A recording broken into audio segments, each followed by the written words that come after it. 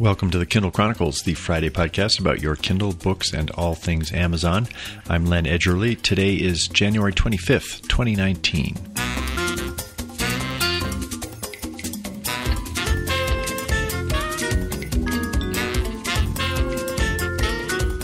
Welcome to you from downtown Denver, Colorado, where this week I connected via Skype with Tim Harford, a senior columnist at the Financial Times in London, who inspired me to unplug from Twitter, Facebook, and Instagram until Groundhog Day. I think I'm about a week into this experiment. It turns out Tim is someone at the FT whom co-workers and editors turn to for advice on productivity tricks, and this has led him to think deeply about how we modern multitaskers spend our connected lives. You can be super clever and have all your tricks, but fundamentally, everything in your life is crowding out something else in your life. And at some point, you have to choose, and the choice should be thoughtful. Also this week, I'll have a live report from Washington State's Snohomish County. That is the only place in the world where you might have your Amazon package delivered by a cute little all-electric vehicle named Scout. I will also have a sad report on the apparent demise of one of my favorite members of the Echo family, as well as the Alexa skill of the week and a few good books I'm reading. Let's start the news with Amazon Scout. That is a cooler-sized, six-wheeled, all-electric autonomous delivery robot, which the company is testing in Snohomish County. That's north of Seattle. Scout was introduced in a blog post that contained a wordless video showing it in action on a quiet residential sidewalk. I watched it a few times, and then I asked Darlene to join me because I'm always curious in what her reaction is to some of the technology that I get so excited about. I want to know what happens if the people aren't home. Yeah. Does it look friendly? Yeah. Why does it look friendly? It's blue. Here she comes. Lid goes up. She reaches in, gets her package. It's like she doesn't know whether to thank it. She just looks at it and goes back. Now, where does it go? Does it have more packages goes on in? To the next house, yeah. Well, how does the package come up? I don't know. It must have some compartments. It didn't look like it would hold much more than that one package. Would you want that to come to your house? It'd be a little hard since I live in a high-rise. Whoops. All right, that's good. Thank you. That was it? That's it. How painless was that?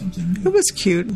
So that video opens with an aerial view of the robot, and you're looking down on it as it proceeds at a walking pace down the sidewalk. It has sort of a windshield in the front, so you can tell which is the front and which is the back. As Darlene noted, its calming Prime logo turquoise gives it a friendly look. It kind of reminds me of E.T. for some reason. I'm not exactly sure why. As it rolls along, there's a ribbon of white light that flashes around its top, kind of a pulsing action. It almost looks like maybe it's thinking, it's trying to find the house number. It stops in front of a home just as a woman strides out from the front door. She obviously knows that it's coming. Before she even reaches Scout, the robot has raised its lid, revealing a place where she can reach in for her package. The inside of the lid is orange with Amazon's smiling swoop on it. The customer fetches the package. She kind of looks at the lid as this. She's not really sure what's the protocol here. Do you thank the robot, or just she kind of nods and then she heads back into her home as the lid closes. With the lid closed, Scout continues down the sidewalk to its next delivery. Wired, as usual, had the best coverage of Scout's arrival. An article by Matt Simon and Ariel Pardes Gear noted that Amazon is very late to the ground-based delivery robot game. That surprised me. A company I've never heard of, Starship, was launched in 2014 and has logged 62,000 miles of driving. That was by October of 2017. Another robot named Kiwi has been delivering food around the UC Berkeley campus and occasionally has been catching fire, they reported. Scout's design challenge fascinates me. It reminds me of my getting to know that new robot from Anki. He's here on my desk named Vector, and Vector sits quietly in his electric dock until he sort of gets bored, and then he rolls out on his rubber treads to explore my desk. The Wired reporters wrote of Scout, quote, "It needs to look friendly enough that people won't kick it over, but not so friendly that kids run up and hug it and keep it from doing its job." When I saw that Scout is making its debut in Snohomish County, I checked with my friend Kess Woodward in Fairbanks because I thought his son Eli lived there. Sure enough, I'd remembered correctly, and I decided to give Eli a call to see if he spotted a friendly robot prowling his neighborhood. Hi, Len. Have I reached someone who actually lives in Snohomish County? I do, yeah. We moved out to Snohomish County, gosh, I guess 5.5 years we've been out here. And it looks like Everett is the main town there? Yeah, Everett is the main town. Becca works out there. And, a lot of the people out where we live commute into Everett. And, yeah, it's the capital of the county. I see. Well, these videos that I've seen of this Scout, which is they describe it as a cooler-sized electric autonomous delivery vehicle. It looks like it's on a sidewalk in a residential area. Would that probably be a residential area of Everett?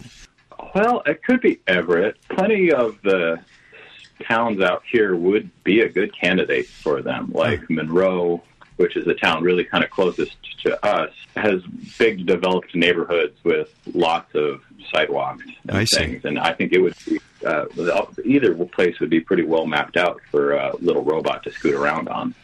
Now, I think you said you don't have sidewalks in your neighborhood, but if you saw one of these, what do you think your reaction would be? I don't know. A little. I think I would wonder why someone hadn't already tipped it over, honestly. It does look like a bit of a target. Yeah. The initial test, they say there's going to be a minder, so there'll be a human following along at a safe distance, probably to protect it from gangs. Or just pranks. I know Seattle had these bike shares where they just kind of the streets have become semi-littered with bikes with stuff that you can hook your phone up to, and it unlocks the bike for you to use for a certain amount of time. Right. But if you move it without unlocking it, it talks to you. It says, "Oh, this is illegal. I'm calling the police." It's been an annoyance for people who clean the sidewalks and stuff and have to move these things off of private property. I know. Have you got any deliveries coming your way from Amazon that could conceivably arrive via Scout? Yeah, we have. My kid was just sick all over our duvet cover this morning, so we just happened to order a new duvet cover on Amazon that's supposed to get here sometime today. But we live about I guess 5 miles from Monroe, sort of out into the woods, and I wouldn't walk on the roads going between us to where you could get to a sidewalk. So I don't know that a little robot would do well either. Yeah. Are you about 60 miles from Seattle, or from where the headquarters is? We're not that far. It's only about a 45-minute drive into Seattle. Yeah. On, a no traffic.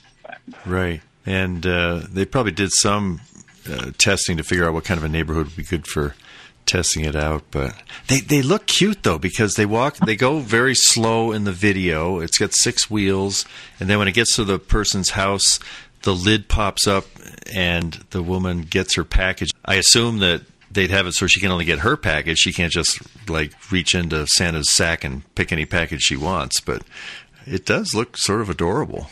Yeah, I looked up a picture of them. They do look like they look very friendly. Yeah, they do. That's it. They're certainly non-threatening, which is kind of probably what you want in a robot coming to your house. Yeah, and less threatening than a drone. They're testing the drones a lot in the UK and elsewhere, but the idea of a drone descending from the skies to your house would be perhaps more threatening than a Scout. Yeah, probably another reason why they might be considering, Snohomish County instead of Seattle is that certainly in a lot of Seattle, the sidewalks are pretty terrible. We lived on Capitol Hill before we came out here, and they did a really good job of planting all these trees and making Seattle such a great green city. But the trees' roots have all grown up and broken the sidewalk in just so much of Seattle. I think probably the more stereotypical sidewalks of Snohomish County in general would be a lot easier to program for. Yeah, fun. Well, that's a great bit of feedback from the scene. And if you see one of these things and you want to snap a picture of it and send it to me, that would be pretty thrilling. Yeah, I'll keep my eye out. Okay, well, I hope Sage is better soon. Thanks. Thanks very much to Eli for that impromptu discussion of the Scout. I think I might have some other listeners in Snohomish County, so if you see one in your neighborhood and you want to snap a video of it and email it to me at podchronicles@gmail.com, I would appreciate it. The story that I mentioned, the demise of an Echo device, the Echo clock is something which I ordered. I've actually got one now here in Denver and at our home in Cambridge, and I love it. It's a very simple Bluetooth connection with the Echo Show that's on my desk, and I have taken as part of my New Year's resolutions to doing 10-minute little breaks where I just sit in my chair and I'm not doing any formal meditating. I'm just taking a time out, and every time at the end of 10 minutes, I just seem to have my head screwed on better.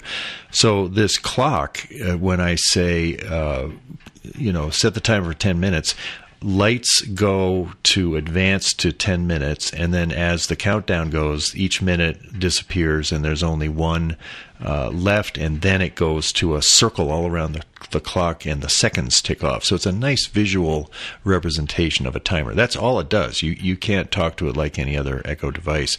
Well, apparently there have been troubles with people not getting a good connection between their other Echo device, the one that actually has the AI in it, and the clock. So they've discontinued it. I just checked the website today and it says currently unavailable. We don't know when or if this item will be back in stock. So whatever the problem is, it seems to be kind of serious, and maybe this is an idea that just didn't work out. There are a lot of one-star reviews of people that are complaining that all of a sudden the clock just wouldn't work with their Echo device. So I'm glad I managed to buy 2 of these before they were discontinued. The one here in Denver does have a problem where a red dot goes on. When I looked up what that meant, it said it was a battery problem, but it's something a little funky there. But the timer itself has been rock solid and works every time I take a 10-minute break. For the tech tips, heard from Steve Lejos. On a side note, I had to send an item back, and instead of printing a return UPS label, they now send you a QR code, I believe it's called. All you have to do is go to the UPS store, and the store will scan the code right off your phone and generate a label, stick it on the package, and you are good to go. Gotta love technology. I haven't tried that yet, but that sounds pretty cool. It's pretty convenient to print off a label on my computer and then tape it to something I'm sending back, but even better to just have it on the phone and have that done by UPS. So a nice enhancement there that maybe I haven't seen in Denver yet. For the Alexa skill of the week, I am going to recommend the Starbucks skill, which I have used.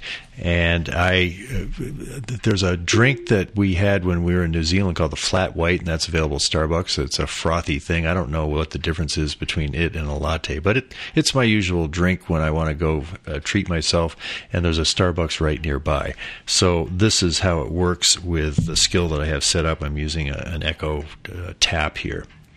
Alexa, open Starbucks. Good evening, Len. Welcome back to Starbucks. Your order is a tall flat white from our store at 1512 Larimer Street. Your total with tax is $4.27 and will be applied to your primary Starbucks card. May I get this order started for you? No. If you would like to order something else, you'll need to log in and place another order using the Starbucks mobile app. Once you've picked up that order, you can come back and I can help you change your usual order. Thank you, Len. Have a great evening. There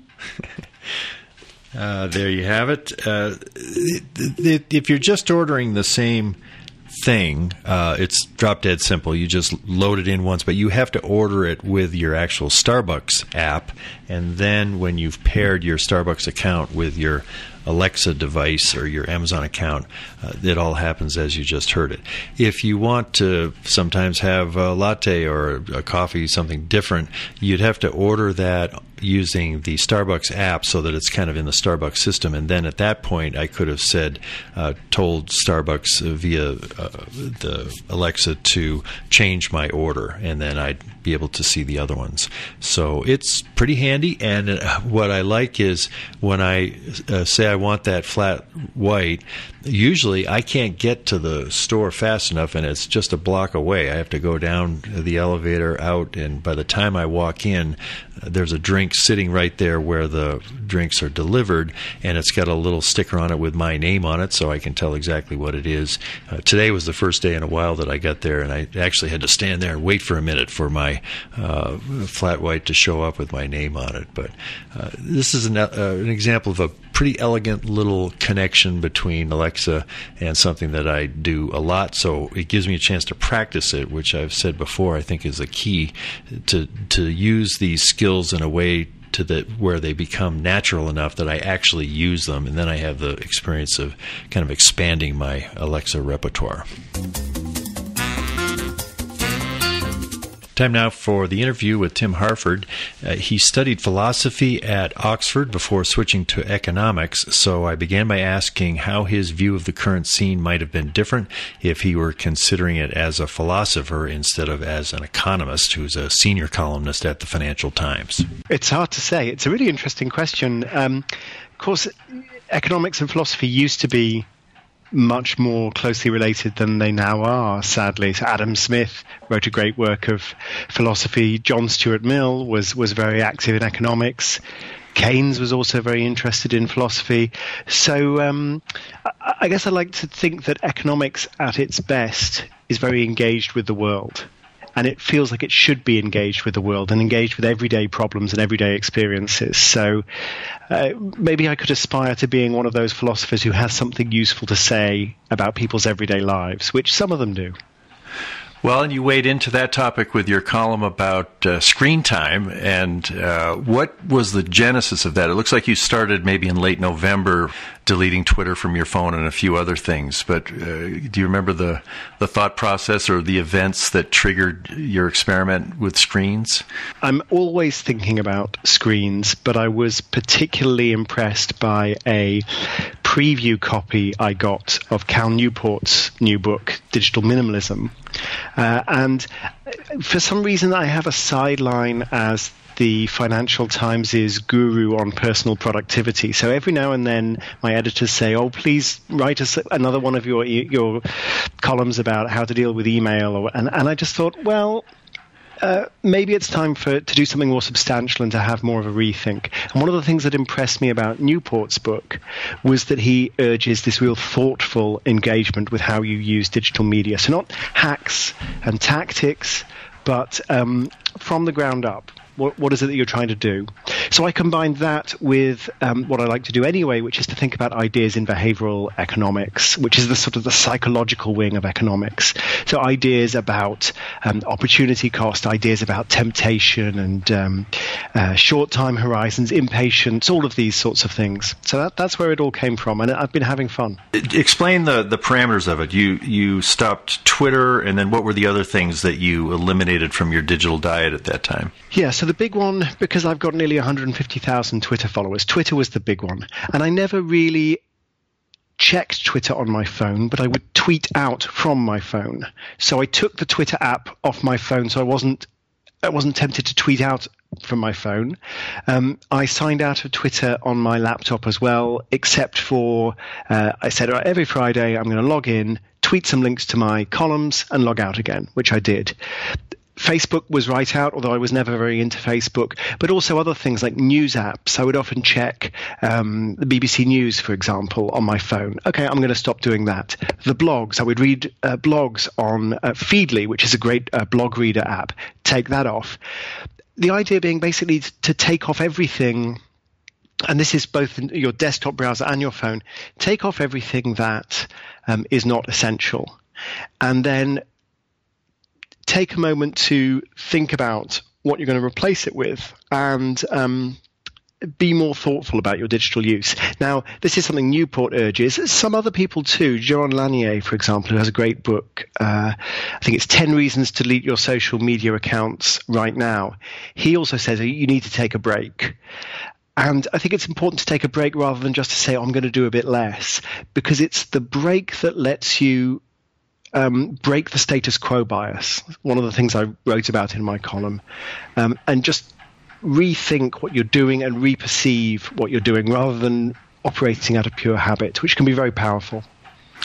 One thing I noticed, because I was inspired to delete Twitter and not use it only until February 2nd, which is all I thought I could stand to be away from it.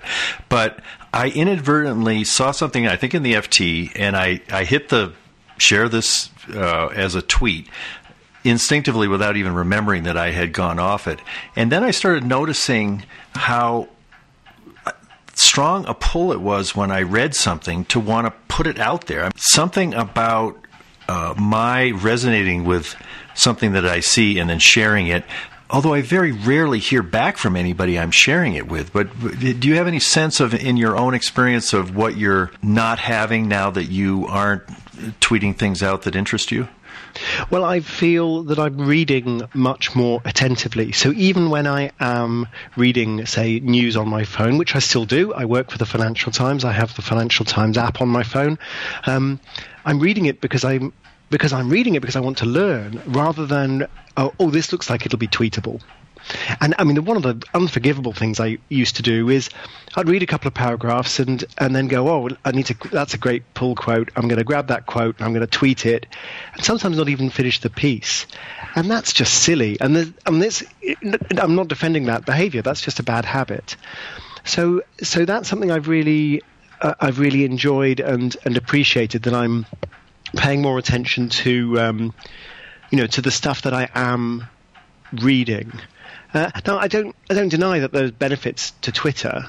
It was more a case of just trying to figure out, well, what was it costing me in terms of my attention, in terms of my focus on other things that mattered. And a lot of people make these changes on January the 1st. I found that actually doing it in late November accidentally was a sort of act of genius, unintended genius, because our rhythms are changing at that time of year anyway. There's more family, there's more old friends, you often send Christmas cards.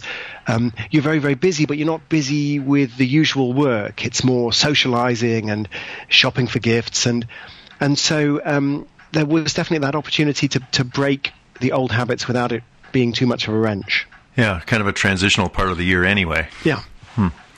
One of the things that you thought might occur was, well, why not read a book if I have extra time because of these things? Do you think that you've read more books in the last 2 months than you normally would in that span of time? I definitely have. I've read some excellent books. And it's the wonderful thing about my job, it's also the curse of my job, is that I read a lot purposefully. So I'm reading because I need to learn something, because it'll help my own writing. So right now I have a big stack of books. I have Hello World, which is a great book by Hannah Fry about algorithms. I have a book called The Art of Statistics by David Spiegelhalter, who I should say Professor Sir David Spiegelhalter, former president of the Royal Statistical Society. That book is not out yet, but it's coming very soon, and that's just a really, really accessible guide to statistics. David Wootton, The Invention of Science, this great big doorstep history of how we started thinking in a scientific way. And I also read quite quickly a book called Meltdown by Chris Clearfield, and he has a co-author. And that felt quite familiar because I've written about some of those ideas in my own writing. But that's about how systems go wrong, planes crash, nuclear power stations melt down, and what we can do to prevent those sorts of systemic breakdowns. I've thought that some of your descriptions, especially you've told the story of the Keith Jarrett concert in Cologne a number of times with sort of novelistic detail. I mean, you put the reader right on the stage looking out when the piano is deemed to be unplayable. I notice you're not listing novels in what you're reading, and I've wondered, do you ever see yourself writing fiction, or what role, if any, does fiction play in how you are learning about the world? I should read more novels. I used to be an avid reader of fiction when I was younger, but I don't read many these days. I read a lot of nonfiction. I feel vaguely guilty about that, but not guilty enough to change it. But I am very interested in stories, in storytelling. It's very kind what you said about my writing, and that is something I try to do, to really get people to empathize, to get people to ask, oh, what happens next? Is the hero going to triumph? Is the villain going to be vanquished? And I feel that those stories are wonderful ways to convey ideas about the kinds of things I'm trying to write about: psychology, business, economics, statistics, my interests. If you tell it in a story, it awakens people's sense of curiosity. They want to know what happens next. People remember much better, and they hopefully enjoy the books more. So that's what I'm trying to do. Yeah, makes sense. Now, I noticed as you were talking about the titles you're reading, you were reaching for physical books. Are you also reading on Kindle or listening to audiobooks when you're encountering books? I read the Chris Clearfield book Meltdown on Kindle because I needed to get hold of it in a hurry, and it was super cheap on Kindle, and I could just start reading right there. My preference is always for a physical book. I like the affordances. I like being able to fold over the pages, that kind of thing. But the Kindle is a very simple, practical way to read. So I would say I'm probably 80-20 in terms of my book consumption, physical versus Kindle. I listen a lot to podcasts, and so if I'm listening to something, it's a podcast rather than an audiobook. Although a lot of friends of mine are telling me that audiobooks are great, so maybe I should give them a try. Yeah. Well, your project to simplify your digital life, it's an interesting follow-up to your 2016 book, Messy, The Power of Disorder to Transform Our Lives. You're sort of making the case for messiness in that book, and now you're kind of on the simplifying, sort of the Marie Kondo side of things. How do these two relate to each other? Yeah, I sometimes get dragged out as the anti-Marie Kondo, although as I, especially she's got this Netflix series now, everyone's talking about her again, so I get dragged out again. Actually, I think her ideas are really great, but they're limited. And one of the points that I make in Messy is that we're very attracted by the desire to tidy things up and the desire to impose organizational systems and structures, and sometimes it just doesn't work. So one of the things I'm in complete agreement with Marie Kondo about is that organizational systems are overrated. So she says, look, you can't just buy a filing cabinet and a clever organizer and so on. If you've got too much stuff, you've got too much stuff. And so I'm in total agreement with that. And actually the same kind of thinking motivates the digital minimalism book. Cal Newport's book motivated my own digital rethink. It's the same thing. Oh, you can be super clever and have all your tricks, but fundamentally everything in your life is crowding out something else in your life, and at some point you have to choose, and the choice should be thoughtful. So that's kind of my relationship with Kondo. Where do I think her ideas are limited? Well, she doesn't understand books, for a start. She just doesn't seem 30 books. Yeah, she just doesn't seem to get it. Some people sort of fetishize books a bit too much, and they hold on to books that they're never going to read ever again. But no, you need a lot more. I can see 30 books behind you right now, and I'm surrounded by books myself. But it's not just books. So think about email.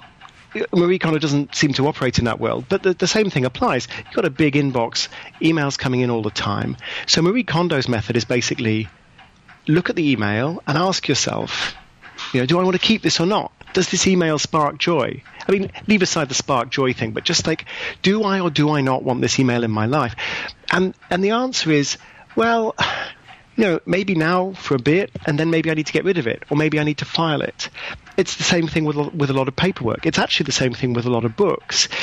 They come into our lives, and we need them temporarily. And so one of the arguments about Messy, I mean, it's a very varied book. There's a messy book. There's a lot of different ideas in it.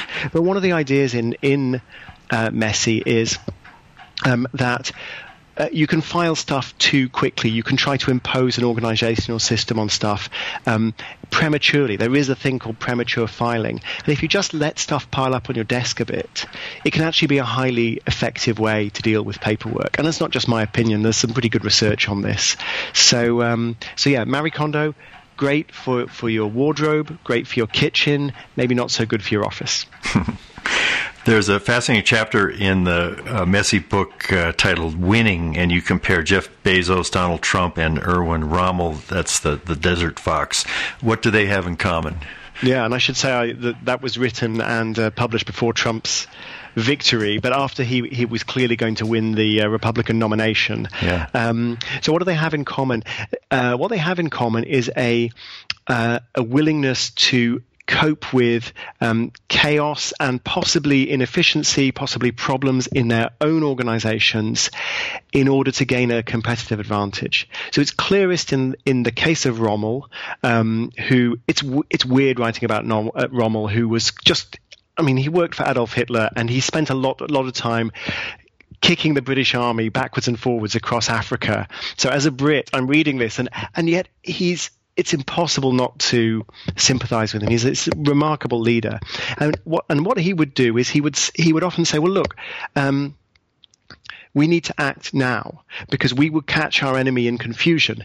And his troops will say, well, we don't have fuel, we're not organized, we haven't rested, we need some time to get ourselves together. And he would say, no, now is the time. Even if you're not together, even if it's chaos here, it'll be even more chaotic on the other side. And he was proved correct in that judgment again and again and again and again. And ironically, only defeated when he started paying real close attention to logistics, not realizing that the British had cracked his codes. And so every logistical message they were following, they were tracking his every move. There's a similarity with Jeff Bezos, particularly the early years of Amazon. He was very, very clear when he moved, for example, when he originally set up this great online bookstore, and then when he moved into toys and kitchenware, DVDs, each time people would say, you need to slow down, the systems aren't ready. And he would say, no, we need to move now, and we need to move now because if we're too slow, Barnes & Noble will crush us. I mean, people really thought Barnes & Noble were absolutely going to destroy Amazon. And Bezos was very thoughtful about this. He said, it will take them a while. They're a big company. They've got a lot to lose. It'll take them a while. And so we can win, but we can only win if we're fast. And I think if you'd been working at Amazon at the time, to judge from Brad Stone's History of Amazon, which is it's a great book I'm sure you've read. Yes. To judge from Stone's descriptions of what it was like working for Amazon in those early days, if you'd just been there, you would have gone, this is insane. This is chaos. It's out of control. Everything's the knives are sort of shooting down the chutes in the Amazon warehouse, and the computer system is saying, is this knife a hardback or a paperback? But he was right. He made that judgment. And Trump as well, very much. I don't care if my message is a bit imperfect, if it's a bit impromptu, if I make some mistakes, it doesn't matter because Jeb Bush isn't quick enough. Everything I say, he'll take 3 days to respond to, and I can change the news cycle every 6 hours, and he did, and continues to do. As I thought about the three, it's a fascinating comparison. The difference that I think exists, at least in how Bezos presents himself to employees and to journalists, he says always focus on the customer, forget the competitor. And compared with, Rommel clearly had an enemy, and Trump knew who his enemies were, his competitors. But maybe that doesn't really change your observation that it's the improvising through chaos, and whether or not Bezos was as focused on defeating a competitor as the other two, but maybe that would make a difference. I wonder if that's a difference that is significant. Yeah, I mean, it is important to know what the mission is. And one of the other remarkable characters I interviewed for an earlier book, Adapt, I managed to very briefly interview David Petraeus, who was, of course, responsible for the surge in Iraq. And he said, it was a very brief interview, but one of the points he made was you need to get the big picture right. You need everybody in your organization to understand what you're trying to do. So that's clearly what is motivating Bezos, and we need to focus on the customer. But I still think it is. He may tell that to his staff, but in the first 5 years of Amazon, he was very, very focused on what his customers were doing, on what his competitors were doing, and thinking about having to act quickly, even though they weren't ready, because that was the way to wrong-foot his competitors. And that's if Brad Stone is correct about what he wrote about Amazon, that was very, very clear. Yeah, and in fact, Brad tells the story of the hilarious meeting between Bezos and the Len Riggio of Barnes and Noble, and them basically saying, "Well, you better join with us, or else we're going to bury you." And Bezos left thinking, "Well, I've maybe got a year or two to improve this online book selling site to the point where I might be kind of difficult to bury." Yeah. Absolutely. He was definitely thinking about his competitors intently in those early years. He probably still is, but the relationship's a little different now. Well, there's a fascinating candidate here in Colorado, the governor, John Hickenlooper, brewpub founder, geologist, was mayor of Denver, and a funny guy, just a quirky guy. And I've having read what you wrote about Trump in that chapter, I thought, well, how could Hickenlooper or one of the other 20 candidates that are going to line up for the Democrats use that same mess as a competitive weapon against Trump in 2020? And you've written some about kind of political candidates and, things that would be nice if a candidate would say, well, here's some ideas, but I don't know which one will work. But have you thought ahead in a strategic way using what you learned in writing that book as to how someone might effectively compete against Trump in 2020? Yeah, well, I think there's got to be a willingness to improvise. And I mean, that was one of the things that really did for Marco Rubio, for example, just this sense that he was on this loop, and he would give the same speech every time. And of course, they all do that. They all give the same speech every time, right? But that he couldn't respond to what was in front of him. So that, I think, is really important. And of course, it involves risk.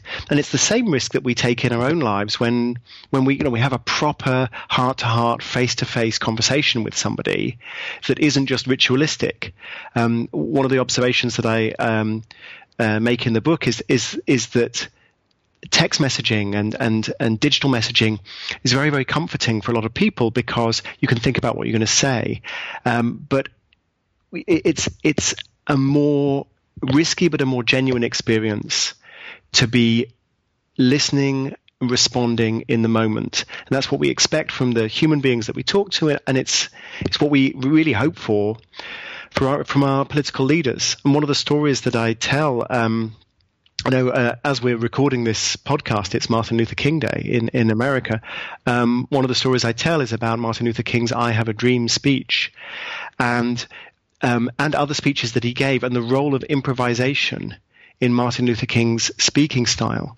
And he didn't want to do that at first. It was his speeches were brilliant, but very, very highly polished. And it was only when he was kind of bounced into the civil rights movement that he no longer had time to write every word out. He had to start improvising, accepting imperfections in what he said, and that some of the lines wouldn't come out quite right, and yet the overall effect was much more powerful, much more genuine, because the people he was talking to could hear that he was responding to them, and that's part of the story of "I Have a Dream." Of course, he was a unique speaker, a uniquely gifted speaker, and a remarkable man in other ways. But it was partly his willingness to improvise, which requires paying attention to what is going on at the particular moment and responding. Exactly. Well, your podcast, 50 Things That Make the Modern Economy, you're coming up with your second season, and when is that going to be available to people? So the podcast is, the new season is coming out the end of March. Uh-huh. And have you made any changes in the approach to it that people that have followed it for the first season will notice? Well, we had a couple of whimsical ones, so I've already written one on Santa Claus. Uh-huh. How did Santa Claus change the modern economy? I've written one about beehives. But no, the first season was great to work on. It was a real pleasure. It's been wonderful to be writing again. They're lovely little, although I say so myself, they're lovely little portraits of, there's a person, an idea, a place, with an economic lesson behind it. So to write about the barcode, for example, or the bicycle, or blockchain, or fire, to write about the invention of a particular thing, and then to say, well, what does this thing teach us about the economy around us? It's really fun, because a lot of economic writing and a lot of economics is necessarily abstract. So it's great to give it a time and a place and put some faces to these ideas as well. I should say, by the way, that as well as the podcast, there is a book. I think the US edition is 50 Inventions That Shaped the Modern Economy. So if people want to read about it rather than listen to the podcast, the book is quite similar content. If you look at, imagine you're working on the third or fourth or 10th season of that show, and you're looking back at things that Jeff Bezos and Amazon invented. Which one do you think might be most likely to show up on somebody's review of the things which made the modern economy? Well, I can imagine writing something about cloud computing, not an invention of Amazon, but cloud computing, obviously a huge product for Amazon. But I think I would be talking about the retail delivery system, this whole the website, the whole system of logistics. Because one of the fun things about that series, 50 Things That Made the Modern Economy, is you don't just have to think of a physical invention. It can be a system. So one of my favorite inventions was the shipping container. And as an invention, it's actually been invented many times. But as a system that was actually made to stick, it was made to stick by an entrepreneur called Malcolm McLean, who in some ways reminds me of Jeff Bezos. Very clever, willing to take risks, to strike deals, politically savvy. And he just put that, because the system doesn't work unless it is a system. You need the trucks and the trains and the boats and the cranes, the ports. You need the whole thing to work, otherwise nothing works. So I guess I would be writing about the whole system behind Amazon delivery. How about Alexa? Are you using Alexa in your own home? What do you see it's the significance of that? So, voices seems to be where it is in the future. We see that in our phones. We see that in Alexa. I don't have Alexa myself, not yet. I'm often a little late to adopt. I wait for the kinks to be ironed out and then pick something up. But a friend of mine who's writes fantasy novels and also fantasy games. So he wrote a lot of the Choose Your Own Adventure game books in the 1980s that were big in the 1980s. He was, I'm going to get the details wrong, but he was, I believe, commissioned by Amazon to write a Halloween game for Alexa. And I don't know if it's still active or whether they'll switch it on again next Halloween. But if you asked Alexa to play Fright Tonight, there was this whole interactive game that you could play. And that was the killer app for me. That was thinking, I must get Alexa just to play this experience. And when you think about that, that's a really interesting thing, because you've got the interactivity, but you've got this immersive, you've got voices, actors speaking to you. A really interesting combination of making the technology work to deliver a different kind of creative form. Yeah, exactly. Anything else you'd like to mention that we haven't discussed?